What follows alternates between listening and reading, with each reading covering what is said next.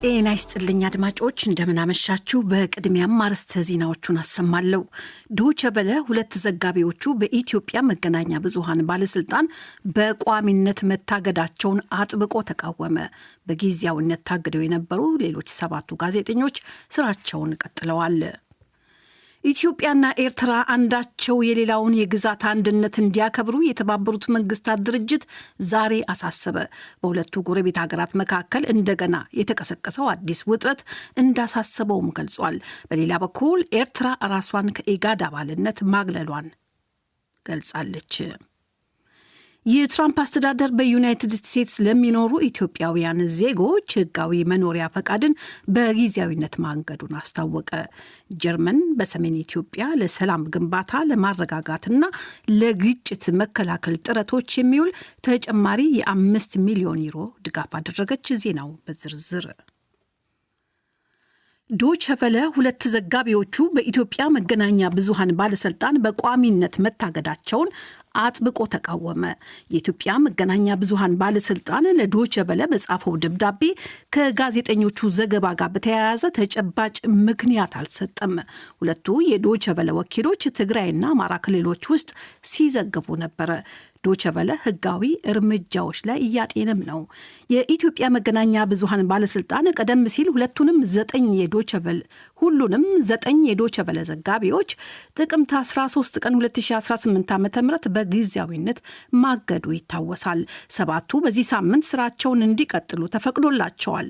ባለስልጣን መስሪያ ቤቱ በላከው ደብዳቤ ቦን የሚገኙ የዶይቼ ቬለ የአማርኛ ቋንቋ አገልግሎት ሰራተኞች ላይም ክስ ሰንዝሯል።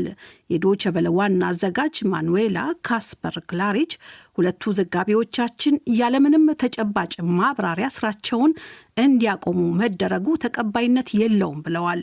በሚሊዮን የሚቆጠሩ ኢትዮጵያውያን ከመላ ሀገሪቱ በሚገባ ጥናት የተደረገባቸውን ዘገቦችን ስለምናቀርባቸው በአማርኛ ቋንቋ መርሃ ግብራችን ይተማመናሉ።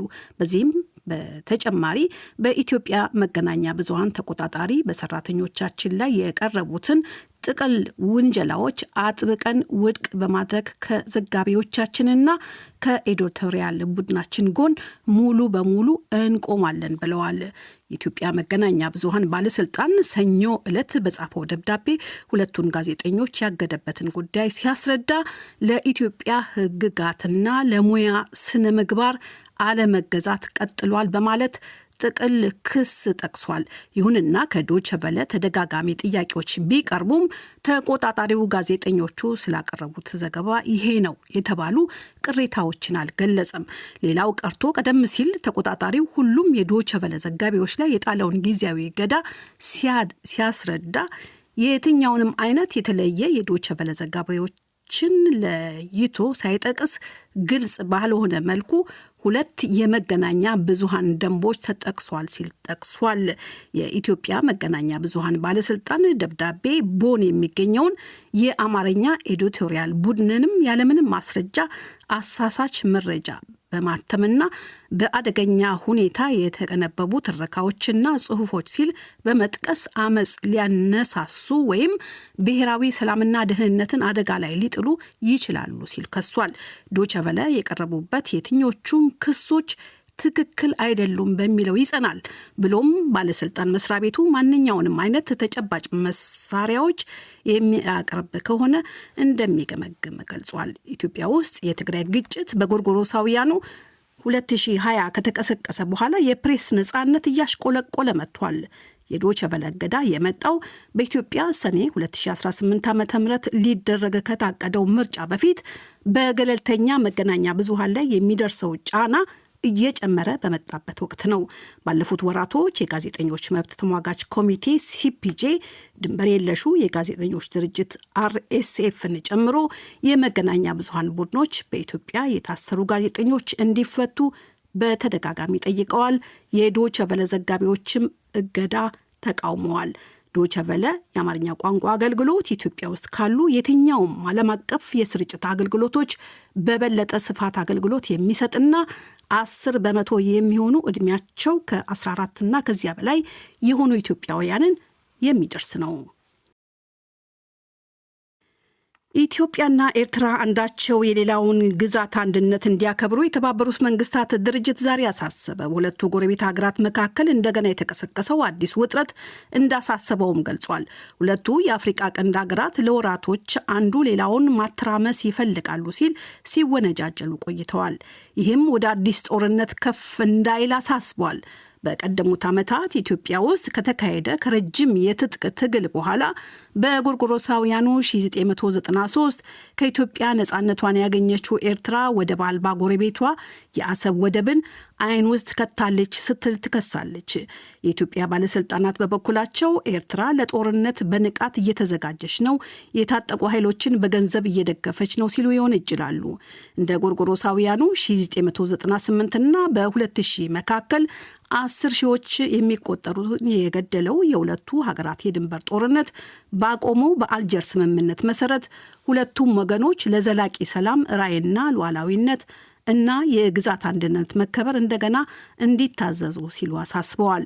ከጎርጎሮሳውያኑ 2020 እስከ 2022 ባለው ጊዜ በኢትዮጵያ ሰሜናዊ ክልል እስከ 600 ሺህ የሚደርሱ ሰዎችን ሕይወት የቀጠፈ ጦርነት እንደታየ አንዳንድ ግምቶች ይጠቁማሉ። በጎርጎሮሳውያኑ ከ2018 ጀምሮ በስልጣን ላይ የሚገኙት የኢትዮጵያ ጠቅላይ ሚኒስትር አብይ አህመድ ከ1993 ጀምሮ ሀገሪቱን ሲመሩ ከነበሩት ከፕሬዝዳንት ኢሳያስ አፈወርቂ ጋር የሰላም ስምምነት በመፈራረማቸው የኖቤል የሰላም ሽልማትን ማሸነፋቸው ይታወሳል።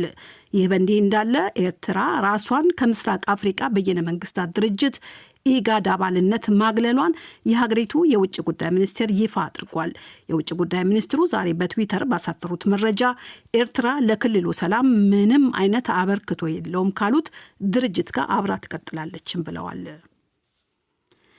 የትራምፕ አስተዳደር በዩናይትድ ስቴትስ ለሚኖሩ ኢትዮጵያውያን ዜጎች ህጋዊ መኖሪያ ፈቃድን በጊዜያዊነት ማገዱን አስታወቀ። የሀገሮችን ሁኔታ ከገመገሙ በኋላና አግባብነት ካላቸው የአሜሪካ መንግስት ተቋሞች ምክክር ካደረጉ በኋላ የደህንነት ዘርፍ ቢሮ ኢትዮጵያ ከዚህ በኋላ ለጊዜያዊ ጥበቃ ሁኔታ ስያሜ ቅድመ ሁኔታዎችን ማሟላት እንደማትቀጥል የሀገር ውስጥ ደህንነት ጸሐፊው ክሪስቲ ኖኤም በፌዴራል ውስጥ በተለጠፈ ማስታወቂያ ላይ መናገራቸውን ሮይተርስ ቀደም ብሎ ዘግቧል። አድማጮች በመከታተል ላይ ያላችሁት ከዶቼ ቬለ የሚሰራጨውን የምሽቱን የዓለም ዋና ዋና ዜና ነው። ኢትዮጵያ ከ24 ሚሊዮን በላይ ህጻናትን ለመከተብ እቅድ የተያዘበትን አገር አቀፍ የተቀናጀ የፖሊዮ ክትባት ዘመቻ ዛሬ በይፋ ጀመረች። ዘመቻው ከዛሬ ጀምሮ ለሚቀጥሉት 4 ቀናት እንደሚከናወን ተገልጿል። የክትባት ዘመቻውን ያስጀመሩት የጤና ሚኒስትር ዶክተር መቅደስ ዳባ ማህበረሰቡ ህጻናትን የማስከተብ ኃላፊነቱን እንዲወጣ ጥሪ አቅርበዋል። ከዚህ በኋላ ደጋግመን ዘመቻ ሳይሆን ወጥ ስራዎች ላይ አተኩረን ስለምንሰራ እንደ ሀገር ደግሞ ራሳችንን ችለን መውጣት እንድንችል ቋሚ ስራዎች ውስጥ በጣም አጠናክረን መስራት ያስፈልገናል። በተለያዩ ቦታዎች ህጻናት ያላችሁ ባለሙያዎቻችን በሚመጡበት ጊዜ ይህንን አገልግሎት እንዲያገኙ ቤተሰቦች በሙሉ ሁል ጊዜ የተለመደ ትብብራችሁን በማድረግ አገራችንን፣ ህጻናቶቻችንን፣ ልጆቻችንን ሁሉ ከዚህ በሽታ መከላከል እንድንችል የተለመደ ትብብራችሁን እንድታደርጉ ጥሬን ማስተላለፍ ፈልጋለሁ። ጀርመን በሰሜን ኢትዮጵያ ለሰላም ግንባታ ለመረጋጋትና ለግጭት መከላከል ጥረቶች የሚውል ተጨማሪ የ5 ሚሊዮን ዩሮ ድጋፍ አደረገች። ይህ ድጋፍ ጀርመን በሰሜን ኢትዮጵያ ሰላም እንዲጸና የተባበሩት መንግስታት የልማት መርሃ ግብር ለሚያከናውነው ስራ የለገሰችውን የገንዘብ መጠን ከ22 ሚሊዮን ዩሮ ከፍ ያደረገ ነው። በሌላ በኩል ሁለቱ ሀገራት በከፍተኛ ባለስልጣኖቻቸው በኩል ሰሞኑን የ3 ዓመታት የትብብር ማዕቀፍ ስምምነት ተፈራርመዋል። የጀርመን ፌዴራላዊ የኢኮኖሚ ትብብርና ልማት ሚኒስትር በዚህ ሳምንት ኢትዮጵያን ጎብኝተዋል። በሚኒስትሯ የተመራው ልዑክ ከኢትዮጵያ ባለስልጣናት ጋር የ3 ዓመታት የትብብር ማዕቀፍ ስምምነት የተፈራረመ ሲሆን በዚህም ጀርመን ለኢትዮጵያ 206 ሚሊዮን ዩሮ ወይም 36.2 ሚሊዮን ብር አዲስ የድጋፍ ቃል መግባቷን ኢትዮጵያ የገንዘብ ሚኒስቴር ይፋ አድርጓል። ጀርመንና ኢትዮጵያ የ60 ዓመታት የልማት ትብብር እንዲሁም የ120 ዓመት የዲፕሎማሲ ግንኙነት አላቸው። የጀርመን መንግስት በስደተኛ ጉዳይ ላይ ያለውን አቋም እየፈተሸ ባለበት በአሁኑ ወቅት ከ600 በላይ ለሚሆኑ የአፍጋን ዜጎች እሰጣለሁ ያለውን ጥገኝነት አነሳ። ወደ 1800 የሚጠጉ አፍጋኖች በጀርመን የሰብአዊ ጥገኝነት እናገኛለን የሚል ተስፋ ነበራቸው።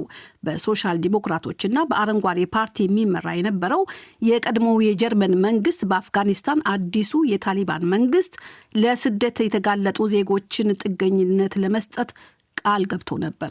ይሁንና በአሁኑ ወቅት ፓኪስታን ውስጥ በመጠባበቅ ላይ የሚገኙት 640 የሚሆኑ የአፍጋን ዜጎች ወደ ጀርመን እንዲመጡ ምንም አይነት የፖለቲካ ፍላጎት የለም ተብሏል። በቅርብ ቀናት ውስጥም ይነገራቸዋል ተብሏል። በጀርመን ጥገኝነት እናገኛለን ብለው ፓኪስታን ውስጥ ሲጠባበቁ የነበሩት የአፍጋኒስታን ሰዎች የሴቶች መብት ተሟጋቾች፣ ጠበቆች፣ ጋዜጠኞችና የፖለቲካ ተቃዋሚዎች ይገኙበታል። ይሁንና በጀርመን መራሄ መንግስት ፍሬድሪክ ሜርስ የሚመራው የወግ አጥባቂው መንግስት ውሳኔውን ሽሯል። የጀርመን የአገር ውስጥ ጉዳይ ሚኒስትር አሌክሳንደር ዶብሪን ቃል ተገብቶ የነበረው የጥገኝነት ጉዳይ የቀድሞ ጉዳዮች ሲሉ ውድቅ አድርገውታል። በመንግስት አህዛዊ መረጃ መሰረት በአፍጋኒስታን ታሊባን ስልጣኑን ከመቆጣጠሩ በፊት ከጀርመን ወታደሮች ጋር አብረው ይሰሩ የነበሩ በአጠቃላይ 4000 የአፍጋን ሰራተኞችንና ወደ 15000 የሚጠጉ የቤተሰብ አባላትን ተቀበላለች። ይህ ዶቼ ቬለ ነው።